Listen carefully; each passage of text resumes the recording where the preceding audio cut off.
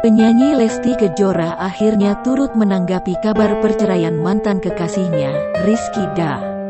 Diketahui, Rizky Dar telah menggugat cerai istrinya, Nadia Mustika, belum lama ini. Saat mendengar kabar tersebut, Lesti Kejora mengaku sangat terkejut. Awalnya, Irfan Hakim memberitahukan kabar perceraian ini kepada Lesti Kejora dan Rizky Bilar. Kemudian, Lesti mengaku terkejut saat diberitahu Irfan Hakim. Sebelumnya, Lesti mengaku telah diberitahu oleh orang tua Rizky Bilar.